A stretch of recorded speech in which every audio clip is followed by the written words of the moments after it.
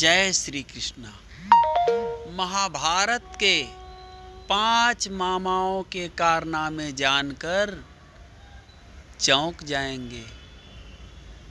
महाभारत में मामाओं के बड़े जलवे रहे हैं। एक ओर मामाओं ने लुटिया डुबोई है तो दूसरी ओर पार लगाया है। महाभारत में जब मामा श्री की बात होती है तो सबसे पहले शकुनी का ही नाम सामने आता है। लेकिन आपको जानकर हैरानी होगी कि शकुनी के अलावा भी ऐसे कई मामा थे जिनकी महाभारत में चर्चा होती है। तो आओ जानते हैं उन्हीं में से 5 मामाओं के बारे में संक्षिप्त जानकारी। पहला मामा कंस। महाभारत और पुराणों में जरासंध की बहुत चर्चा होती है।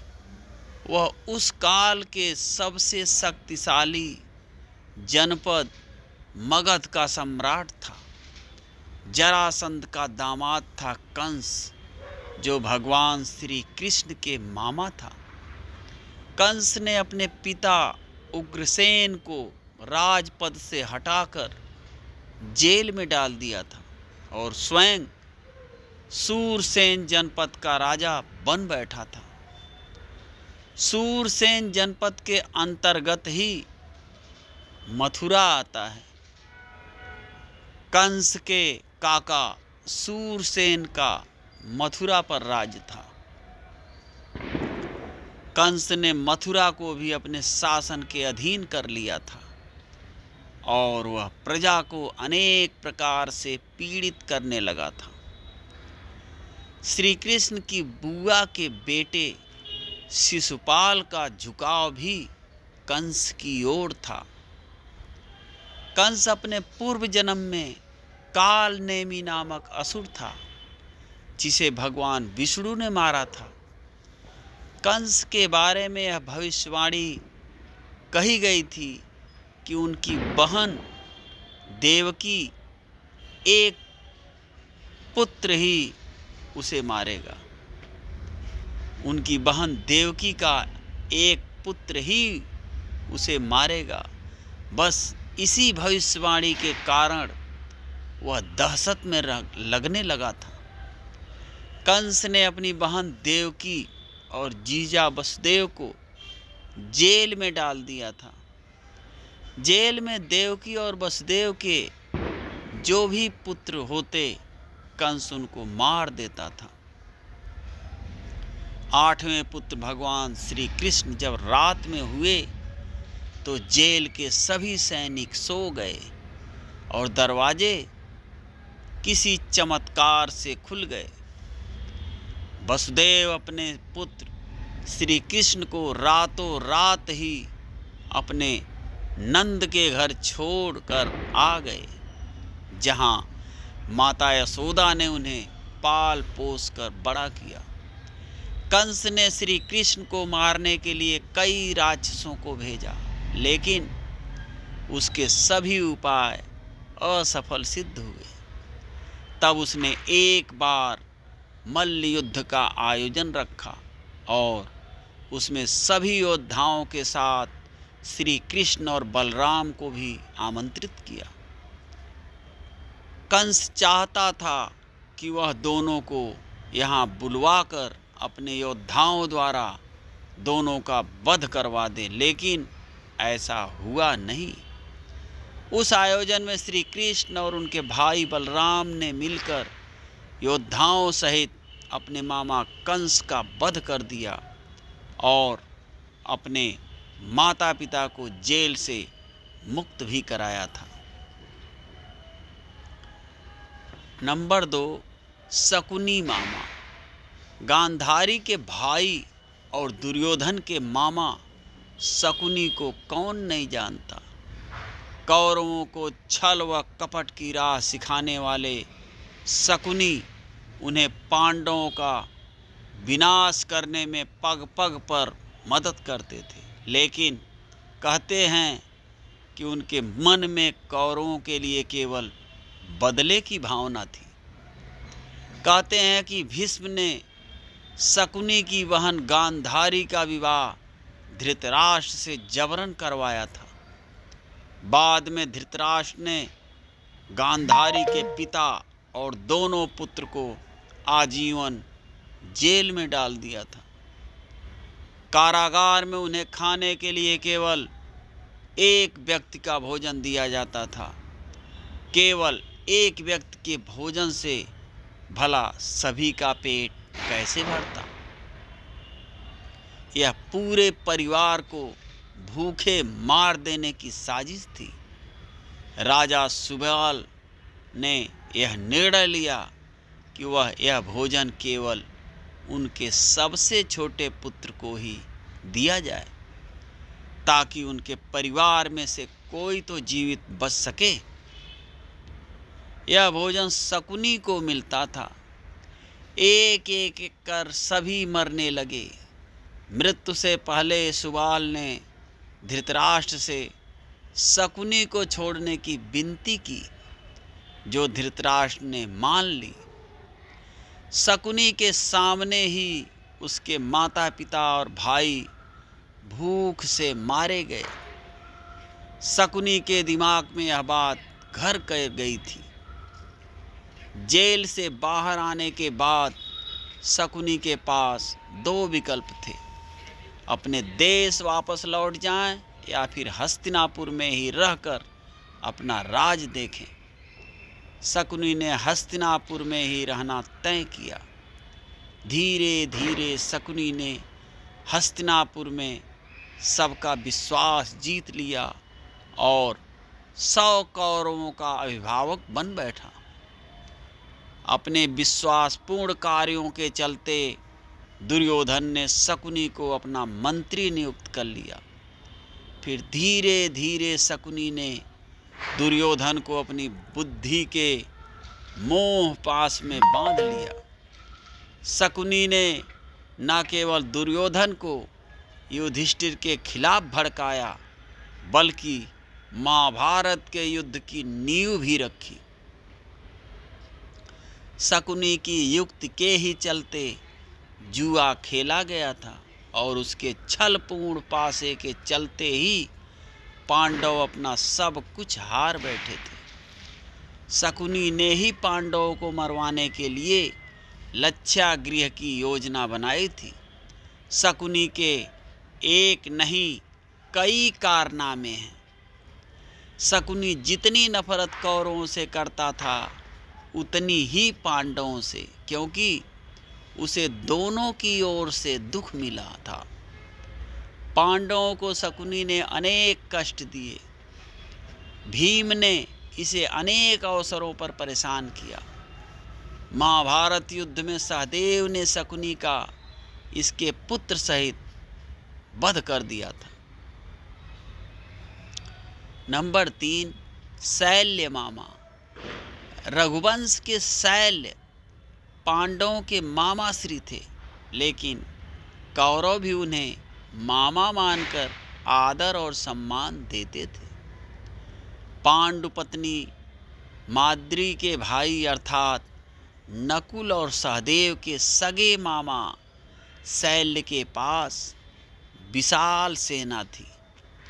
जब युद्ध की घोषणा हुई तो नकुल और सहदेव को तो 100% विश्वास ही था कि मामा श्री हमारी ओर से ही लड़ेंगे। एक दिन शैल्य अपने भांजे से मिलने के लिए अपनी सेना सहित हस्तिनापुर के लिए निकले। रास्ते में जहाँ भी उन्होंने और उनकी सेना ने पड़ाव डाला, वहाँ पर उनके रहने पीने और खाने की उन्हें भरपूर व्यवस्था मिली। यह व्यवस्था देखकर वे प्रसन्न हुए।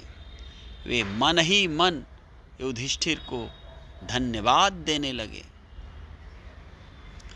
हस्तिनापुर के पास पहुंचने पर उन्होंने बृहद विश्राम स्थल देखे और सेना के लिए भोजन की उत्तम व्यवस्था देखी। यह देखकर शैल्य ने पूछा, युधिष्ठिर के किन कर्मचारियों ने यह उत्तम व्यवस्था की है, उन्हें सामने ले आओ, मैं उन्हें पुरस्कार देना चाहता हूँ। यह सुनकर छुपा हुआ दुर्योधन सामने प्रकट हुआ और हाथ जोड़कर कहने लगा, मामा श्री, यह सभी व्यवस्था मैंने आपके लिए ही की है, ताकि आपको किसी भी प्रकार का कष्ट ना हो। यह सुनकर शैल के मन में दुर्योधन के लिए प्रेम उमड़ आया और भावना में बहकर कहा, मांगो, आज तुम मुझसे कुछ भी मांग सकते हो, मैं तुम्हारी इस सेवा से अति प्रसन्न हुआ हूँ। यह सुनकर दुर्योधन ने कहा कि आप सेना के साथ युद्ध में मेरा साथ दें और मेरी सेना का संचालन करें। यह सुनकर शैल कुछ देर के लिए चुप रह गए। चूंकि वे वचन से बंधे हुए थे, अतः उनको दुर्योधन का यह प्रस्ताव स्वीकार करना पड़ा, लेकिन शर्त यह रखी कि युद्ध में पूरा साथ दूंगा, जो बोलोगे वह करूंगा, परंतु मेरी जुबान पर मेरा ही अधिकार होगा। दुर्योधन को इस शर्त में कोई खास बात नजर नहीं आई। शैल बहुत बड़े रथी थे, रथी अर्थात रथ चलाने वाले। उन्हें कर्ण का सारथी बनाया गया था। वे अपनी जुबान से कर्ण को हतोत्साहित करते रहते थे। यही नहीं, प्रतिदिन के युद्ध समाप्ति के बाद वे जब शिविर में होते थे, तब भी कौरवों को हतोत्साहित करने का कार्य करते रहते थे। नंबर 4, कृपाचार्य। कृपाचार्य चिरंजीवी हैं, अर्थात वे अभी भी जीवित हैं। गौतम ऋषि के पुत्र शरद्वान और शरद्वान के पुत्र कृपाचार्य महाभारत युद्ध में कौरवों की ओर से लड़े थे और वह जिंदा बच गए। 18 महायोद्धाओं में से एक थे। कृपाचार्य की माता का नाम पदी था, जो एक देव कन्या थी। कृपाचार्य की बहन कृपि का विवाह गुरु द्रोण के साथ हुआ था। कृपि का पुत्र का नाम था अश्वत्थामा, अर्थात अश्वत्थामा के वे मामा श्री थे। मामा और भांजे की जोड़ी ने युद्ध में कोहराम मचा दिया। कृप भी धनुर्विद्या में अपने पिता के समान ही पारंगत हुए। भीष्म ने इन्हीं कृप को पांडवों और कौरवों की शिक्षा दीक्षा के लिए नियुक्त किया और वे कृपाचार्य के नाम से विख्यात हुए। कुरुक्षेत्र के युद्ध में एक कौरवों के साथ थे और कौरवों के नष्ट हो जाने पर एक पांडवों के पास आ गए। बाद में इन्होंने परीक्षित को अस्त्र विद्या सिखाई।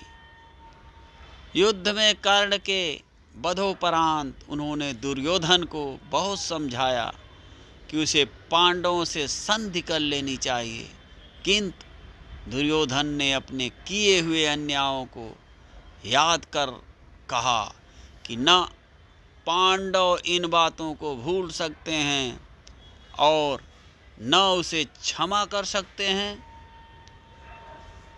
युद्ध में मारे जाने के सिवा अब कोई भी चारा उसके लिए शेष नहीं है। युद्ध में द्रोणाचार्य, कृपाचार्य और अश्वत्थामा तीनों ही भयंकर योद्धा थे। तीनों ही अपने युद्ध कौशल के बल पर पांडवों की सेना का संहार कर दिया था। महाभारत के युद्ध में अर्जुन और कृपाचार्य के बीच भयानक युद्ध हुआ। जब अश्वत्थामा द्रौपदी के सोते हुए 5 पुत्रों का वध कर देते हैं, तब गांधारी कृपाचार्य से कहती है कि अश्वत्थामा ने जो पाप किया है उस पाप के भागीदार आप भी हैं। आप चाहते तो उसे ऐसा करने से रोक सकते थे। आपने अश्वत्थामा का साथ दिया। आप हमारे कुल गुरु हैं। आप धर्म और अधर्म की अच्छी तरह समझते हैं। आपने यह पाप क्यों होने दिया? कृपाचार्य को इस बात का पछतावा भी हुआ था। 5वां, श्री कृष्ण मामा। भगवान श्री कृष्ण अर्जुन पुत्र अभिमन्यु के मामा थे। वे सब कुछ जानते थे, फिर भी उन्होंने अभिमन्यु को चक्रव्यूह तोड़ने के लिए क्यों भेजा? अभिमन्यु के चक्रव्यूह में जाने के बाद उन्हें चारों ओर से घेर लिया गया। घेर कर उनकी जयद्रथ सहित 7 योद्धाओं द्वारा निर्मम तरीके से हत्या कर दी गई, जो कि युद्ध के नियमों के विरुद्ध था। कहते हैं कि श्री कृष्ण यही चाहते थे, जब नियम एक बार एक पक्ष तोड़ देता है तो दूसरे पक्ष को भी इसे तोड़ने का मौका मिलता है। भगवान श्री कृष्ण ही थे जिनके कारण दुर्योधन की जंघा कमजोर रह गई, कर्ण का कवच कुंडल नहीं रहा, बर्बरीक का शीश कट गया, कर्ण का एकमात्र अमोघ अस्त्री उन्हीं की चाल से घटोत्कच पर चला दिया गया। उन्हीं की चाल के चलते ही भीष्म, द्रोण और जयद्रथ का वध हुआ। महाभारत के युद्ध में जो कुछ भी हुआ वह श्री कृष्ण के इच्छा से ही हुआ। इस तरह हमने देखा कि उपरोक्त 5 मामाओं के कारनामे के कारण ही महाभारत का संपूर्ण कथाक्रम रचा गया। हाँ, एक और मामा थे जिनका नाम था धृष्टद्युम्न था। यह द्रौपदी के भाई और द्रौपदी के पुत्रों के मामा थे। द्रोण के हाथों द्रुपद अपने 3 पौत्रों तथा विराट सहित मारे गए। तब भीम ने आकर धृष्टद्युम्न को युद्ध के लिए प्रोत्साहित किया तथा दोनों द्रोण की सेना में घुस गए। श्री कृष्ण की प्रेरणा से पांडवों ने द्रोण तक यह झूठा समाचार पहुंचाया कि अश्वत्थामा मारा गया। फलस्वरूप द्रोण ने अस्त्र शस्त्र त्याग दिए। अवसर का लाभ उठाकर धृष्टद्युम्न ने द्रोण के बाल पकड़कर उनका सिर काट डाला था, लेकिन यह धृष्टद्युम्न अंत में अपने भांजे को नहीं बचा पाया था, क्योंकि अश्वत्थामा ने धृष्टद्युम्न का वध कर दिया था। प्रेम से बोलिए हर हर महादेव। जय श्री कृष्ण।